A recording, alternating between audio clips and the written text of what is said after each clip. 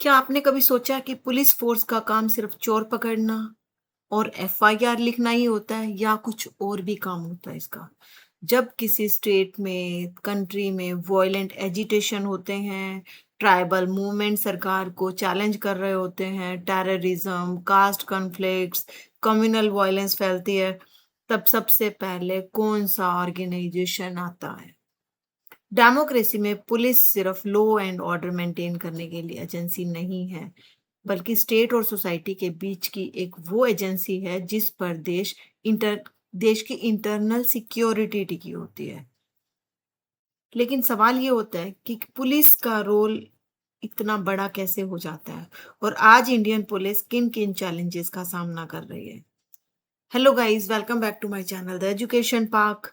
आज हम MPS 003 जो कि पॉलिटिकल साइंस का फर्स्ट ईयर का कंपलसरी सब्जेक्ट है और पब्लिक एडमिनिस्ट्रेशन के स्टूडेंट्स के लिए सेकेंड ईयर का ऑप्शनल सब्जेक्ट है।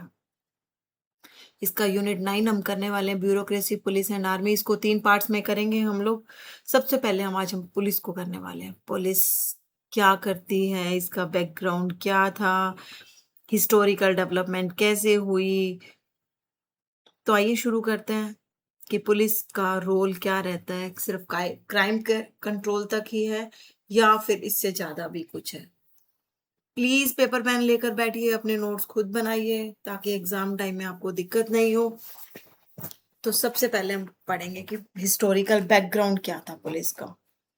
पुलिस इंस्टीट्यूशन क्या है, इसकी हिस्ट्री बहुत लंबी है। इंडिया में मौर्यन एम्पायर के टाइम भी पुलिस सिस्टम था।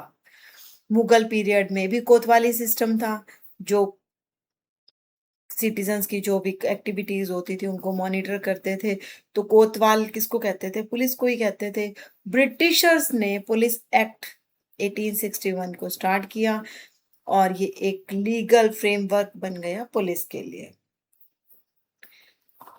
एक्ट आपको पता होना चाहिए कि ब्रिटिशर्स ने किस एक्ट के तहत पुलिस सर्विस स्टार्ट करी थी। तो पुलिस एक्ट ऑफ 1861। तो कॉलोनियल पुलिस जो है, तो वो क्या सिर्फ ब्रिटिश एडमिनिस्ट्रेशंस जो थे, ब्रिटिश एडमिनिस्ट्रेटर्स जो थे, उनके लिए ही काम कर रही थी। और साथ में और क्या था कि लोगों पर जाति करने का काम कर रही थी। स्ट्रक्चर्ड सिस्टम उस वक्त बनाया गया था लॉ एनफोर्समेंट का। अगर कोई टैक्स नहीं दे रहा है, अगर कोई क्राइम होता हुआ पकड़ा गया तो इतनी भयंकर सजा देते थे ये लोग। तो इसीलिए, बट ये काम किसके लिए करते थे? सिर्फ ब्रिटिशर्स के लिए, उन्हीं के प्रॉफिट्स के लिए, उन्हीं के इंटरेस्ट के लिए काम कर रहे थे। बट इंडिपेंडेंस के बाद पुलिस एक्ट 1861 कंप्लीटली रिप्लेस नहीं किया गया। मोस्टली हमने वही सिस्टम को अपनाया। तो नेशनल पुलिस कमीशन आया जिसने एक नया पुलिस एक्ट बताया, बट बेसिक फ्रेमवर्क जो था वो पहले वाले एक्ट का ही था। पुलिस को एक्सपेंड करने के पीछे रीजन क्या था? Reasons behind the expansion of police, police के रोल्स रिस्पॉन्सिबिलिटीज को बढ़ा दिया गया था क्योंकि इंडियन सोसाइटी में मेजर सोशल, इकोनॉमिक और पॉलिटिकल चेंजेस आ रहे थे। सोसाइटी में चेंज आ रहा था, हमारी अर्थव्यवस्था चेंज हो रही थी, हमारी राजनीति चेंज हो रही थी। तो इनका रोल बहुत बढ़ गया था, तो एक्सपेंड करना पड़ा। और इसके रीजन क्या क्या थे? Industrialisation and urbanisation. इंडिया में अब सिर्फ एग्रीकल्चर सोसाइटी नहीं थी, इंडस्ट्री का कंट्रीब्यूशन बढ़ने लगा था, सर्विस सेक्टर भी बहुत फ्लोरिश हो गया था, रैपिड अर्बनाइजेशन हो रहा था, लोग शहरों की तरफ मूव कर रहे थे। तो नई नई प्रॉब्लम्स क्रिएट हो रही थी सोसाइटी में, एडमिनिस्ट्रेशन में। अर्बन सोसाइटी बहुत सारे चैलेंजेस फेस कर रही थी क्योंकि रूरल सोसाइटी का सिस्टम बहुत सिंपल था। अब उसकी जगह जब अर्बन सोसाइटी ले रही थी तो बहुत सारे चेंजेस नजर आ रहे थे। तो इसीलिए पुलिस की नीड भी बढ़ती जा रही थी। सोशल चेंजेस आ गए थे रूरल इंडिया में भी। ग्रीन रेवोल्यूशन आई। ग्रीन रेवोल्यूशन क्या था? हरित क्रांति जिसको बोलते हैं, कि हम एग्रीकल्चर में नए नए एक्सपेरिमेंट्स कर रहे थे, नई मशीनें ला रहे थे, नए सीड्स, फर्टिलाइजर्स। और डेमोक्रेटिक जो पॉलिटिक्स थी, वो भी आ गई थी अब गाँव में, तो इसीलिए रूरल सोसाइटी भी चेंज हो गई थी। ट्रेडिशनल कास्ट हायरार्की अभी भी वीकेंड थी।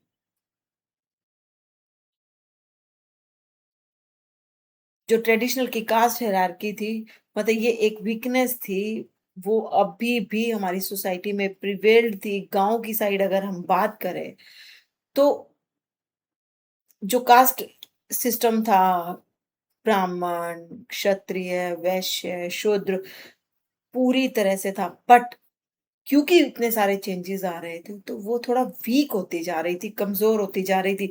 अब वो कमज़ोर होगी, तो भी पुलिस का सिस्टम ज़्यादा चाहिएगा, क्योंकि अब क्या है, बड़े लोग चाहते नहीं थे कि जो छोटी जाति के लोग हैं, उनके बराबर खड़े हों, जबकि गवर्नमेंट या हमारे कॉन्स्टिट्यूशन ने उनको बराबरी का दर्जा दे दिया था, तो वो क्लैशेस बढ़ते जा रहे थे, तो पुलिस का रोल बढ़ता ही जा रहा था।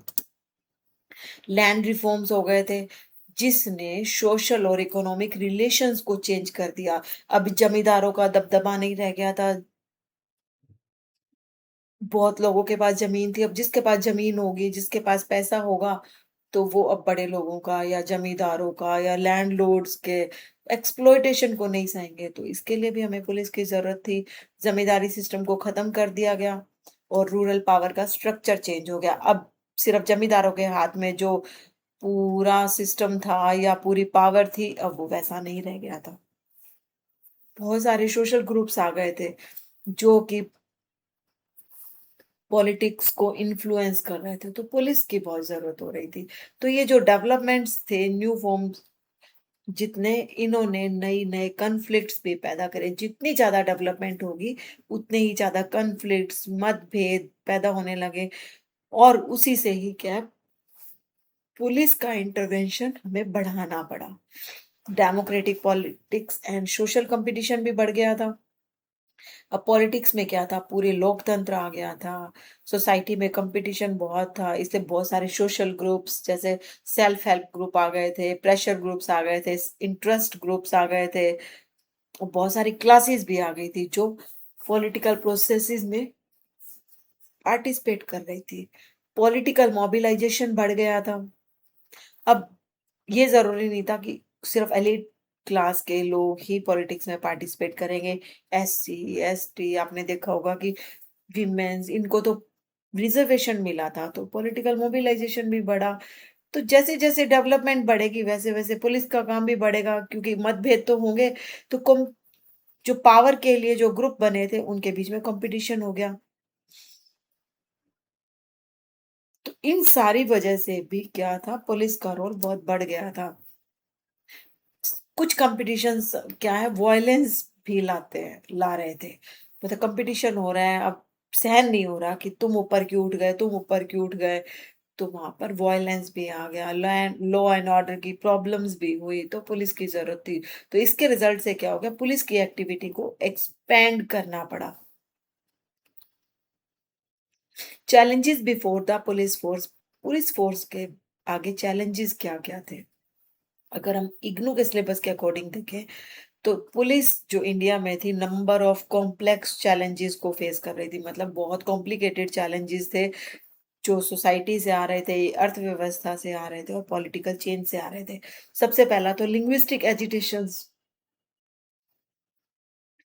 अलग-अलग जो भाषा बोलने वाले लोग थे, वो लोग एजिटेशन कर रहे थे, आंदोलन भी कर रहे थे, धरने भी दे रहे थे, ता क्योंकि वो चाह रहे थे कि एक भाषा बोलने वाले लोगों के लिए एक स्टेट होना चाहिए। स्टेट की बाउंड्रीज़ को रीडिफाइन करने की वो बात कर रहे थे। ऐसे मूवमेंट क्या है, मोस्टली वॉयलेंट हो जाते हैं। ट्राइबल मूवमेंट्स भी चल रहे थे। ट्राइबल ग्रुप्स जो थे सेंट्रल इंडिया में, नॉर्थ ईस्टर्न इंडिया में अपने आप को अलग सबसे समझते थे, और वो क्या चाह रहे थे, उनके लिए अलग से एथनिक लाइन्स बनाई जाए। ये मूवमेंट जो थे, वो सीरियस लॉ एंड ऑर्डर के चैलेंजेस को ला रहे थे। मतलब ट्राइबल ग्रुप्स ना बाकी लोगों के साथ मिक्स होना चाहते थे, ना ही वो चाहते थे कि लोग उनके साथ मिक्स हो। मतलब उनकी एक अलग बाउंड्री या उनकी लाइन्स को सेट किया जाए। अब कोई उनको इंटरफेयर करे, तो वहाँ पे मूवमेंट्स हो जाते थे, और क्या है, लॉ एंड ऑर्डर के चैलेंजेस थे इसमें। लैंड डिस्ट्रीब्यूशन कॉन्फ्लिक्ट्स आए। लैंड डिस्ट्रीब्यूशन में बहुत सारे कॉन्फ्लिक्ट्स आ रहे थे, झगड़े हो रहे थे रिच और पुअर लोगों के बीच में। आपने अगर महात्मा गांधी का वो पूरा स्वराज और उनकी पॉलिसीज पढ़ी होगी तो उसमें आपने देखा होगा कि उन्होंने ट्रस्टीशिप की घोषणा घोषणा की थी। उसमें क्या था कि कोई भी ओनर नहीं है, सिर्फ सारे ट्रस्टी हैं और उनके पास अगर ज़्यादा लैंड हो जाती है, तो उसको जिनके पास लैंड नहीं है उसको बाँट दो। तो ये डिस्प्यूट चल रहे थे लैंड डिस्ट्रीब्यूशंस पर, रिच और पुअर के बीच में। तो इसलिए भी पुलिस की ज़रूरत थी, बट पुलिस इसको कंट्रोल ही नहीं कर पा रही थी। डिस्प्लेसमेंट मूवमेंट, लार्ज डेवलपमेंट हुई, एनवायरमेंटल प्रोजेक्ट्स चले, इसीलिए लोकल पॉपुलेशन को डिस्प्लेस कर दिया गया, मतलब वहां से हटा दिया गया। बांध बन रहा है तो नदी के आसपास के जो लोग थे उनको वहां से हटाकर दूसरी जगह रिलोकेट करने की बात की गई, क्योंकि जितनी बड़ी बड़ी डेवलपमेंट हो रही थी उसी से ही लोगों को रिलोकेट किया जा रहा था, अलग जगह पर भेजा जा रहा था। तो पॉलिटिकल पार्टी और अफेक्टेड कम्युनिटीज कोशिश कर रहे थे कि जो प्रोटेस्ट हो रहे हैं इस डिस्प्लेसमेंट से उनको कंट्रोल किया जाए, बट वो भी कंट्रोल नहीं हो रहा था। टेररिज्म और मिलिटेंसी बहुत ही, टेररिस्ट मिलिटेंट एक्टिविटीज एक मेजर थ्रेट था हमारी सोसाइटी पर, नेशनल स्टेबिलिटी पर।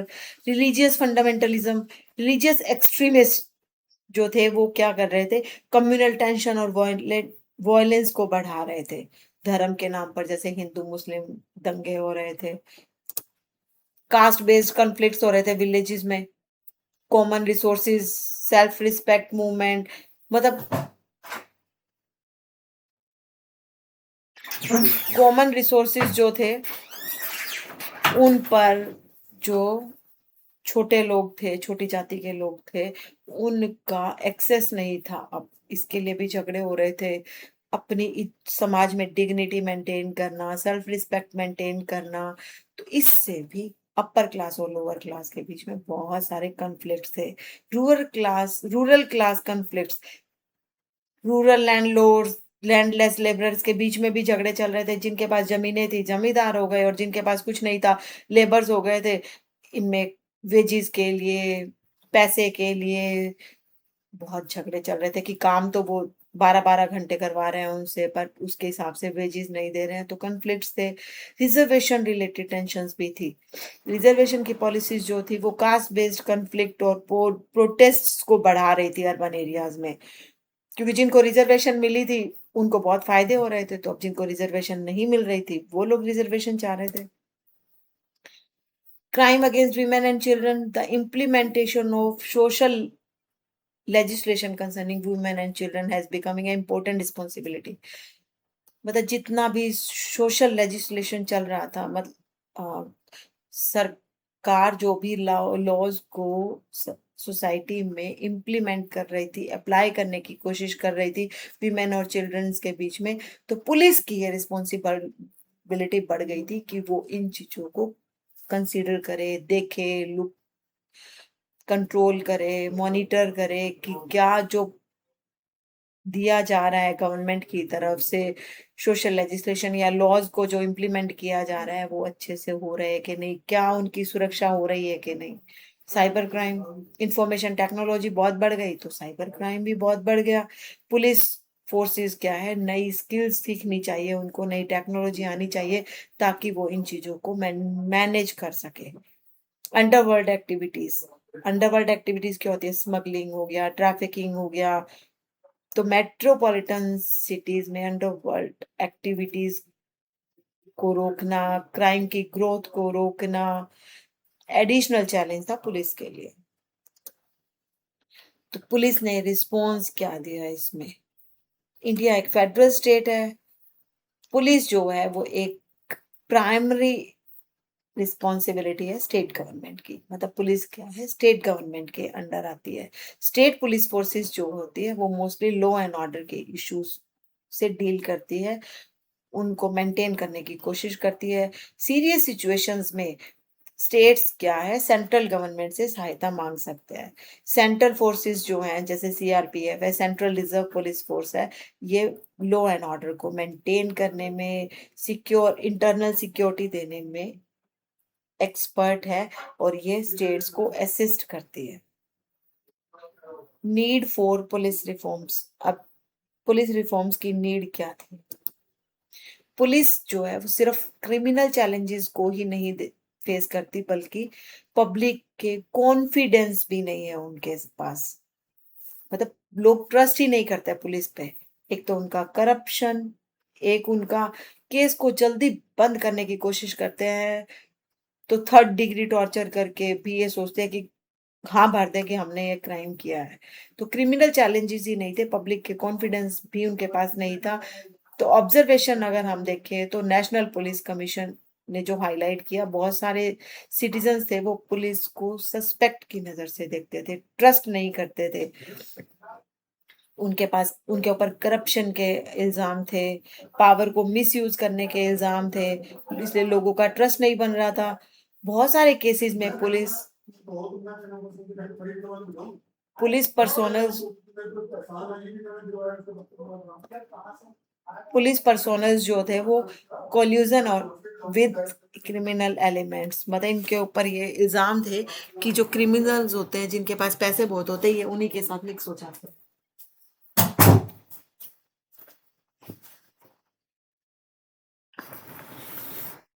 देयर इसीलिए क्या था, रिफॉर्म्स बहुत नेसेसरी थे पुलिस की इफेक्टिवनेस को बढ़ाने के लिए, डेमोक्रेटिक लेजिटिमेसी बनाने के लिए। तो की एरियाज कौन से थे जहां पर रिफॉर्म्स किए जा सकते थे?